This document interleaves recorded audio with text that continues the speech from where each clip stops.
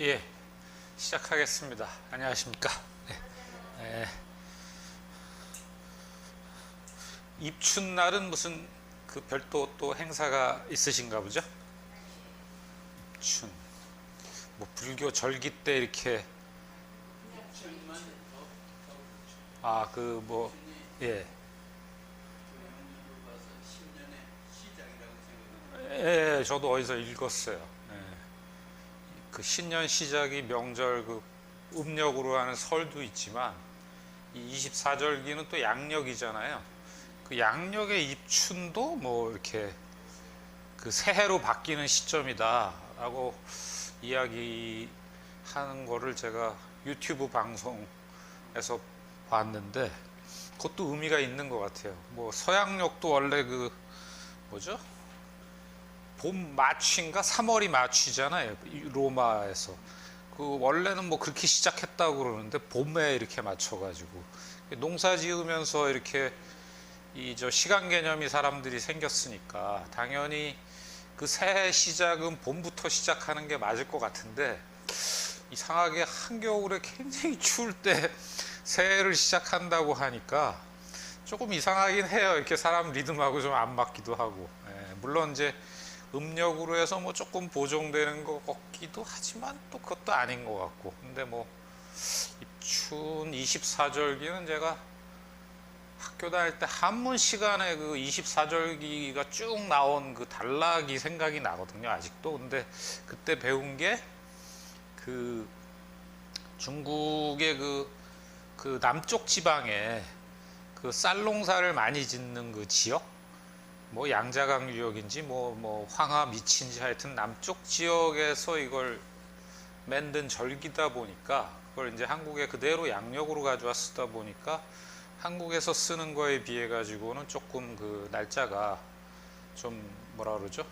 안 맞는다. 너무 좀 그쪽에는 이제 지금쯤 되면은 굉장히 따뜻한가 봐요. 그저 중국의 남부 지방, 뭐 상해 이남 쪽에 이런 데 있잖아요. 뭐 아주 또 뭐 홍콩이나 뭐 그런 데보단 조금 위일 것 같은데 어쨌든 그 지역으로 하면은 뭐 지금 1월 말 이렇게 되면은 이제 봄 기운도 완연하고 굉장히 따뜻할 것 같은데 우리는 아직 좀 추운 것 같습니다. 그럼에도 불구하고 또 이렇게 시작해 보겠습니다. 오늘은 네 번째 강의인데 사장에 대해서 주로 하고 시간이 좀 되면 지난 시간에 하려다 못했던 그 인덱스에 관한 이야기를 조금 이렇게 해드릴 수 있었으면 좋겠습니다. 그래서 일단 사장을 좀 보겠습니다. 사장 보기 전에 그럼에도 불구하고 지난 시간에까지 했던 걸 조금 더 요약하면 이제 제 3장에서는 최적의 매수 시점을 찾고 그 다음에 종목을 찾는데 1단계에서 2단계로 그 넘어가는 돌파 시점 그때 그 다음에 약간 후퇴하는 시점에서 매수하고 또 너무 이렇게 단말기 쳐다보고 있으면서 뭐 놓쳤다 안 놓쳤다 이렇게 스트레스 받지 말고 이렇게 투자하라는 거고 그 다음에 저항선 이렇게 쭉 선으로 그은 저항선 돌파가 아니고 이동 평균선을 돌파했을 때 매수하라는 이야기고 그 다음에 두 번째 큰 테마는 그러면 종목을 이제 어떻게 고를 것이냐의 그 순서에 있어서 먼저 이제 큰 전체 주식시장의 흐름을 먼저 살피고 그 다음에 두 번째는 상승세에 있는 산업군 업종을 고르고 그 업종 내에서 또 개별 종목을 고른다. 여기까지 이제 했습니다. 오늘은 이제 종목으로 들어가는 거죠. 그래서 오늘은 제 4장에 A 플러스 주식을 고르는 법에 대해서 한 세 가지 정도 유의사항이 있습니다. 그 중에 첫 번째가 이제 저항이 적어야 된다. 그래서 첫 번째 예로 들고 있는 그 XYZ라는 그냥 가상의 주식이죠. 가상의 주식의 오른쪽에 차트 4-1을 보면은 얘가 이제 18불에서 20불 사이에서 왔다 갔다 하다가 요 트레이딩 범위라고 그러죠. 게다가 이제 주가가 한번 확 주저앉아 가지고 한 14불 사이 13불에서 한 15.5불 사이에서 이렇게 왔다 갔다 하다가 어느 날 보니까 이제 이동평균선을 뚫었어요. 그러니까 이제 요게 이제 저항선이죠. 직선으로 간 게 저항선을 뚫고 이동평균선 위로 올라가긴 했지만 매수를 검토 가능한데 바로 이렇게 먼저 번에 이 트레이딩 범위와 저항선이 있어서 떨어진 지 얼마 안 됐던 떨어진 시간이 이렇게 급격하게 떨어지고 과거에 이 저항 지역이 하나 있었던 주식은 요걸 다시 극복하려면 상당히 많은 그 에너지가 필요하다, 구매력이 필요하다. 무슨 얘기냐면 이제 요때 주식에 이제 소위 물린 사람이 많았단 얘기죠. 그러면 이 사람들은 요게 이렇게 올라와서 한 요게쯤 오면 이제 손실 본 거를 빨리 팔고 싶은 사람들이 많잖아요. 이렇게 우리 주식 투자 경험해 보면 저거 그냥 그냥 쉽게 얘기하잖아요. 뭐 주식이든 뭐든 내가 손실을 보아서 그게 좀 시간이 흘러가고 그러면은 빨리 좀 원금이라도 좀 찾았으면 좋겠다. 사실 이게 원금이라는 게 큰 의미가 있는 건 아닌데 사람 마음이 그런 걸 어떻게 해요. 그러니까 그렇게 좀 회복했을 때 원금 찾고자 하는 사람이 아직도 많이 있는 그런 주식은 피해라라는 얘기죠. 그렇다라고 하면 그렇게 봤을 때 좋은 주식은 뒤에도 또 같은 얘기가 나오지만 이제 이동평균선을 이렇게 돌파하고 그 다음에 요런 게 안 보이는 거죠. 같은 기간을 설정했을 때 벌써 시간이 한참 지나가지고 과거에 주식을 비싸게 매수한 사람들이 매수가 근처에서 이렇게 어떻게 하든지 매도하려는 것들이 이미 이 시간 속에 다 녹아서 이미 많이들 그냥 팔고 이제 얼마 안 남은 그런 상태가 될 때까지 좀 기다려라. 그래서 요런 저항이 해소되는 데는 이렇게 시간이 좀 필요하다. 그래서 굉장히 좀 상식적인 이야기입니다. 그래서 위에 같은 그런 차트가 나오면은 매수 종목군으로 넣을 수는 있지만 좀 성급하다. 이런 모양을 보일 때까지 기다려라. 그런 얘기입니다.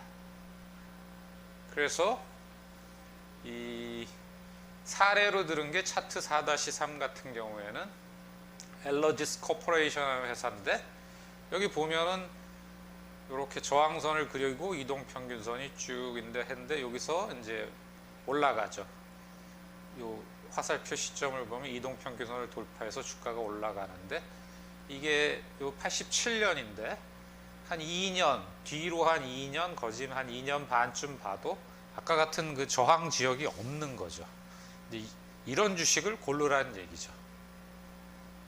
또 여기 보면은 여기 잘 안 보이실 수도 있는데 여기 보면은 그 연간 그래프를 조그맣게 박스 쳐놓은 건데 여기가 87년이 요 끝에고요. 요거 86년, 그 옆에가 85년에서 이제 연간으로 쭉 이렇게 나열을 시켜놓은 겁니다. 그 보면은 요 구간 밑으로 다 형성되어 있고 요 위에가 뭐가 없는 거죠. 과거에 이 연간 그래프도 확인하는 거죠. 그래서 다음번 보시면 이제 이런 거예요. 페남 같은 경우 뭐 들어본 회사죠. 미국의 그 항공사인데 우리나라로 치면 뭐 대한항공이나 아시아나항공 같은. 그래서 여기서 지금 7불 이상 되면서 추세선과 그 이동평균선을 돌파했지만 이렇게 내려오고 이게 얼마 안 된 거죠. 급격하게 떨어진 지가. 그래서 이 박스 안에 왼 좌하단의 박스 안을 봐도 최근 연간 그래프는 이 오른쪽 맨 끝에 건데 그 이전 1년 전, 2년 전, 3년 전, 4년 전 여기를 보시면 이 이전에 형성된 이 이전에도 그만큼 높은 가격에 계속 거래가 됐기 때문에 그 높은 가격에서 주식에 물려있는 사람이 그만큼 많고 그 다음에 그게 해소되는데 시간이 필요한데 그 시간이 얼마 경과되지 않았다는 얘기죠. 그래서 이런 주식은 이제 피해라 그런 얘기죠. 결국은 이제 이런 주식은 시세를 못 냈다. 마찬가지로 또 레이놀스 금속이라는 회사는 쭉 해서 이제 시세를 냈죠. 이것도 보면은 그 전해에도 이런 저항 지역이 이렇게 높게 형성된 게 없었고 연간 그래프로 봐도 과거에 높게 거래한 그런 기록이 없는 이게 A+에 정말 해당되는 주식인 거고 요 차트 4-6에 있는 인터내셔널 알미늄이라는 회사는 높게 거래된 기록들이 많고 지금 떨어져서 뭐 돌파했다라고는 하지만 과거에 이렇게 높은 고점들에서 또 작은 고점들까지 해서 물렸던 사람들이 많다. 그래서 요 좌하단의 박스안을 봐도 이 높은 기록들이 아직 많이 남아 있으니까 이런 주식은 피해라. 그래서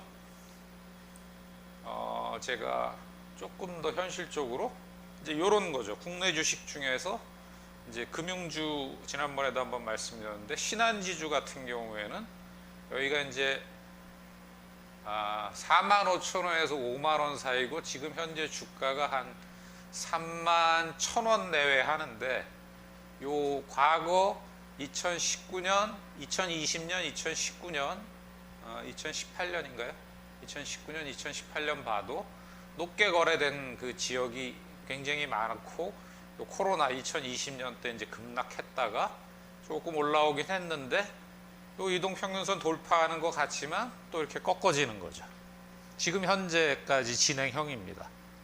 그리고 요거를 이제 제가 연간 그래프를 뽑아봤어요. 그랬더니 자료가 여기가 한 2001년쯤 되니까 거진 한 20년 이상의 그 연간 그래프가 있는데 보면은 뭐 이때 2000년 뭐 초반 뭐 99년 이럴 때야 뭐 10,000원에서 20,000원 사이도 있었지만 그 이후에 한 2005, 6년 때는 거의 뭐 50,000원 여기 뭐 밑으로 잔뜩 빠진 적도 있었지만 이 연간 그래프를 봤을 때 이 50,000원대에 굉장히 많이 거래되던 평상시에 그러니까 신한지주는 뭐 이거 한 50,000원 하는 주식 아니야 이게 이제 몇 년간 굳어졌으니까 그 가격에 거래하는 사람들이 굉장히 많은 거고 또 은행주 같은 경우에 굉장히 좀 조금 보수적인 분들이 투자하시잖아요. 은행이 망하겠어 이러고 뭐 배당도 좀 잘 주고 다른 거보다 이러니까 이제 안정적 주식이라고 그래서 이제 은행주를 투자하신 분들이 많았을 텐데